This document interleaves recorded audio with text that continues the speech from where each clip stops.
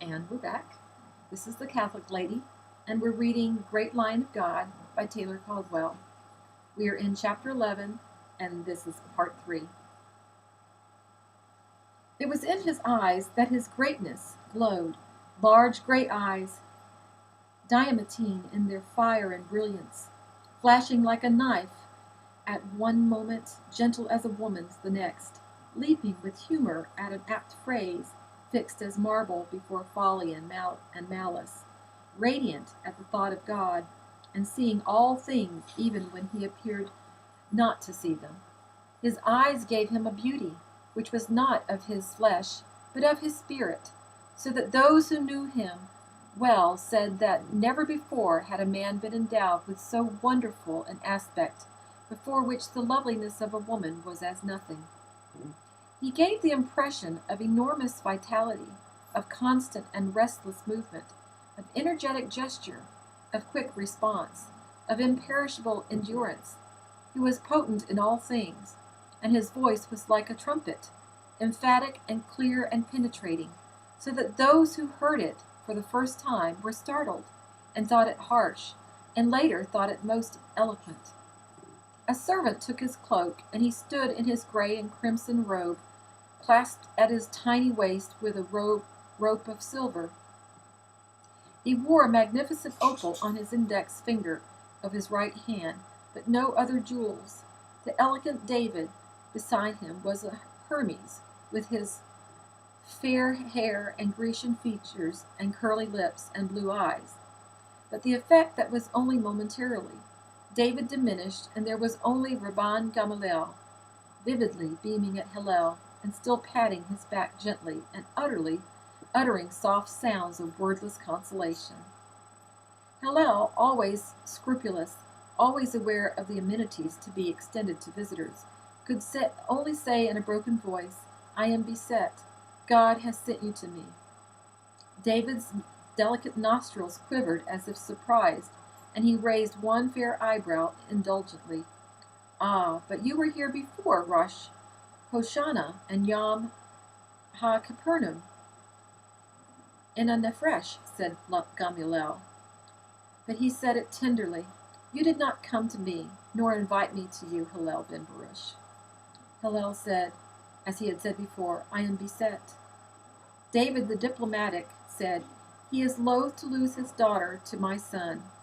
Too, he is a man of humility and modesty," and David smiled with charm. "I have heard of that wedding. Am I not to be a wedding guest at the marriage of the daughter of the man who was named for my grandfather? May he rest in peace." Shabuah ben Abraham had invited the grandest of guests to that wedding, but he had not invited the Nazi of the Sanhedrin for fear of a rebuff, for Gamaliel had never deigned to enter this house before, nor had he greeted Shabuah at meeting places with overwhelming cordiality. He was a man of a great house, and though Shabuah often referred to him as an intimate, they were less than friends. Inferior members of the Sanhedrin, however, had been invited. David's handsome face quickened with pleasure, and he thought how delighted his father would be to receive Rabban Gamaliel, whom Pilate deeply honored and consulted, and whom Herod was proud to embrace. "Knowing your tremendous burdens," said David, "we did not wish to be presumptuous." "Ah, then I am invited," said Gamaliel, with an air of gratitude, as if David ben Shabuah had been excessively gracious. But the gray eyes were amused. Gamaliel was humble enough before his God, prostrating himself in ecstasy and rapture, with a fire in his heart, but he was not humble before man, knowing his fellows unfortunately too well. However, his knowledge did not decrease his pity for them, nor his lust that they be given justice. They repaired to an inner chamber where the tinted windows had been shut against violent storm, and the noise was dimmed. Gamaliel moved like a young child, active and lively, and he perched on the edge of an ebony chair with a gold velvet cushion and looked at Hillel with a smiling and expectant expression. He had seen more than Hillel could guess. The continuous lightning dashed its sharp black shadows on the white walls, where they appeared to dance and sway, and David kept wincing at the particularly noisy crashes. But it might have been a summer morn, for all the notice Gamaliel gave to it. He leaned forward in his chair, his hands clasped before him. Before that affectionate presence and those kind and searching eyes, Hillel began to speak of the years since he had last seen his friend, and Gamaliel did not interrupt and made but slight gestures to emphasize his interest. Only once or twice did he murmur, "Ah," and then was intent again. He did not speak of himself, and when Hillel had done, Hillel said, with shame and embarrassment, "I have spoken only of what concerns me and the years that have passed, and my children, and have asked nothing of your family and your health and yours. Forgive me." "I am one of those fortunate men," said Gamaliel, "whom God seems to have forgotten, blessed be his name." He laughed, and the sound was endearing. "It is enough that I remember him. I do not wish to be another Job, nor one of the children in the fiery furnace, whom God tests and tempers. It is possible that he considers it would be useless. My Greek friends tell me that it is well if the gods are unaware of your existence," said David. "Good luck, then. It is not impeded, and evil is averted. I have heard that when they believe that the gods have noticed them, they hastily sacrifice to fear." Gamaliel chuckled. "The Greeks are very subtle, and their gods are admirable symbols of philosophy and phenomena, but are not to be taken literally, as the unlettered insist on doing. But the God of the Jews must be taken very literally, for has he not said he is a jealous God?" He looked at Hillel again, who had fallen into another sad reverie. "Tell me of your son at more length," he said. Hillel did not answer, and Gamaliel calmly waited, and David, the very sensitive, understood that they wished him to leave. He clapped his hands for a servant and ordered refreshments for his guest and Hillel, and then charmingly excused himself and departed. "I find David ben Shabua a man of much sensibility and true aristocracy," said Gamaliel, in his candid fashion. "He is a far superior man to his father." Hillel cried with a sudden exacerbation of his despair, "I do not know my son. I never knew him." "So all fathers say, as do I," said Gamaliel, and his smile did not lessen, though his eyes sparkled with understanding. "It is not a matter of the generations, and the few years between father and son, nor experience, nor wisdom, nor obstinacy, nor youthful stubbornness and blindness and rebellion. It is a human matter. No man knows another. It is unfortunate that men believe that because a son is of their loins, that they have a closer intimacy, a dearer comprehension, as if they were one being. Yet a man's friend, older or younger than himself, often has deeper loving insight into his heart and his thoughts than does a son, for kindred is not a matter of blood, but a matter of spirit. Blessed is that rare man who discovers in his son a friend. He is celebrated in story. One must not forget that King David's son attempted to kill him, and David mourned. 'Absalom, my son, would that I had died instead of you.'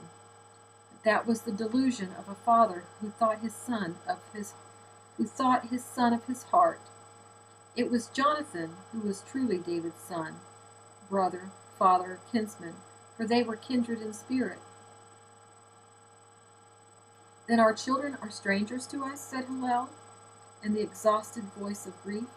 "Almost invariably," said Gamaliel. "Wise is that father who knows that from the beginning. He clothed his son in his flesh, but he is not the father of his soul. Let him cultivate his son's friendship as he would cultivate the friendship of a stranger. And if a friendship is repudiated, friendship should not be demanded, for that man can be a friend to another if the sympathy is not there, and cannot be forced. I do not deny a father's love, but a son's love is a vagrant thing, and may be given are not to be given without reason, and it is not a jewel in the marketplace which gold or even devotion can buy. A man must not seek to compel his son to love him, for it may be impossible for 1,000 illogical impulses. He must only demand respect and honor, and in the end they may be of more value. Your words increase my sense of loss, dear friend, and my bereavement, for how can a man who loves his son accept them with equanimity? You have forgotten, said Gamaliel with a sardonic smile. The commandment is that we honor our father and our mother, but it does not demand that we love them. In spite of his despair, Hillel laughed with his friend. Your commentary is very pertinent, he said, and he felt suddenly relieved, as if Gamaliel had touched his inner wounds with sweet-smelling ointment, and he began to speak of Saul with less emotion, though with less urgency. In the meantime, servants had entered with refreshments and were serving them, and the wine brightened Hillel's sunken eyes, and the gray in his beard and hair no longer gave him the appearance of years beyond his own. For in the presence of Gamaliel, who listened with all his attention and concern, Hillel felt himself in the presence of a friend who knew all and understood all, and the brittle pain in his heart began to shatter and melt as ice under the sun. Gamaliel said, I have met others, but not many like your son, Saul, young men. The ranks of the Essenes and the Zealots are filled with them. They have no doubts. They are full of an absolute certitude which may offend God, blessed be his name. For how can a man be certain of the will of God, or the desires of God? These are found only by humble seeking, and never by too much egotistic fervency, by self-surety, by ruthless assumptions, and emphatic convictions. It would be useless for you to tell Saul that those crucified today in pain and blood and agony sought death with exultation in service of God. Though, my friend, I often wonder if God desires such passion, and if it would not be better that they would first consult him. Their devotion, their fire, their sacrificing of self must be acknowledged as noble, and I trust the angels who conducted them from the crosses were merciful and patient. God does not ask us to die for him. He asks us to live for him. If death is inadvertently our fate for our faith, it is imposed on us rather than sought by us. That is a holy thing. But your son Saul would not understand that. Do not lay that to his youth. I have seen graybeards of this opinion. His tone was calm and soothing and temperate, but his eyes had a shadow of sadness in them. All at once, the bitterness of his pain surged over Hillel again, and he said, If I had but my youthful years again, I would commit the sin of Onan and spill my seed on the ground and have no children. For what does it avail a man that he grieve another life, and have that other scorn him, and think him a fool, and his words mere prattling, and he becomes his enemy? A man has enemies enough, he need not beget them. It was then that he glanced up to see his son Saul in the doorway. Hillel turned in his chair, and he would have spoken, but Saul's appearance appalled him. It was as if the youth were walking in a dream, a fever, and was not conscious of those in the lightning-lit room before him, that he was wandering. His face was drawn and ghastly, his eyes like blue coals, his cloak wet. He was shivering. Then Hillel cried out, forgetting his own words, and said, Saul, Saul, my son, what is it? And rose and went to his son and took him. I saw them die, said Saul in a loud and grating voice. I saw their blood. I saw the nails bite into their flesh. And one was there, a rude peasant who comforted them. And there was none else to give them such comfort, but only a craven congregation, of which I was one. Anathema, anathema. Hillel began to tremble with his grief for his son and his own pain. He did not know what to say. Then he saw that Saul was staring at Rabban Gamaliel fixedly. Saul, my son, said Hillel, and he could barely speak. We have an illustrious guest whose fame is great in Israel, and of whom I have told you often in the past. Rabban Gamaliel, my dear old friend, my most honored and reverend friend, Nazi of the Sanhedrin, priest of the temple, teacher of the law, to whom nothing is hidden, and who will lie close in the bosom of Abraham. Saul left his father's arm and took a step toward Rabban, who sat and looked at him in intense silence. Saul made a disordered gesture. "But you were not there, Rabban Gamaliel." Hillel was horrified at such desperate insolence, which came as close to blasphemy as was possible before a human being. But Rabban Gamaliel's eyes shone with a light of their own upon that youth, and he said in the gentlest voice, "I was in the temple, and I saw their souls as I prayed for them. What is life? Of what moment is it how we die? When we die? For it is not the fate of man to perish.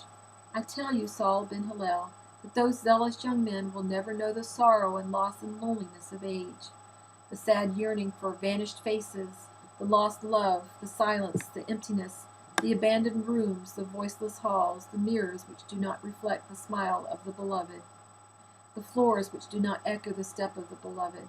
They will not know betrayal, treachery, despair, disillusionment, vanity, frustration, and grief. We will all endure pain before we die, and some of us endure more of it, but the pain of living is far worse than the pain of death, and all pain is inevitable." Saul gazed at him with the blank and unblinking eye of a statue, and so Hillel thought he had not heard until he said in that same rough and stammering voice, "It was that they died for nothing that is frightful, and that no one cared that they died, nor for what they died." Rabban Gamaliel's face changed at once and came as stern iron. "And who informed you of that, Saul ben Hillel? Who whispered things in your ears? Has God confided to you in secret the reason a babe dies in his mother's arms, or a child is torn in the jaws of a wild beast, or a woman is bereft of her husband, or a man of his wife? Has he also imparted to you the knowledge that they died for nothing, that no one cared that they died? Is the soul of a man so valueless to God that he is unaware of its passing? He who created it? You have made of God a being less worthy than the lowest man, a being as mindless as a beast and as uncaring." Hillel drew in his breath, for these were terrible words from the lips of Rabban Gamaliel, and it seemed to the father that the echo of Sinai was in them, and the rebuke, and Hillel could hardly refrain from falling on his face before his friend in abject shame and contrition. "No man," said Gamaliel, "dies in vain for any just cause.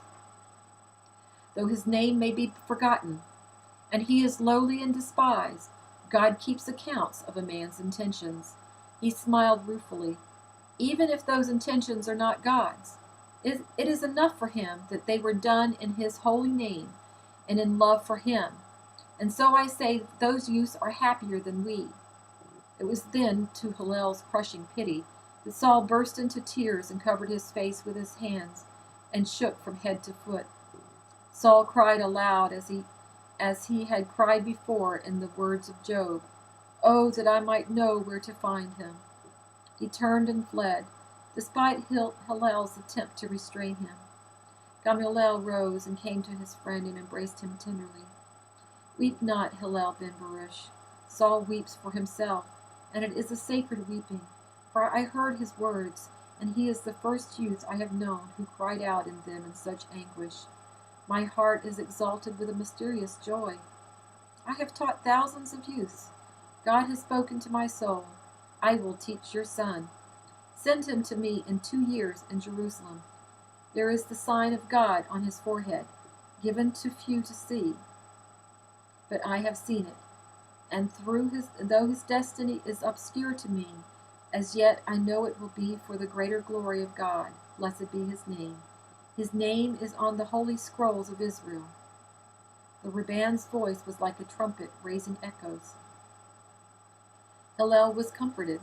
He dropped his head to his friend's shoulder and was not ashamed of his tears. He had been bereft, and someone had filled his hands with gifts. And that's the end of chapter 12.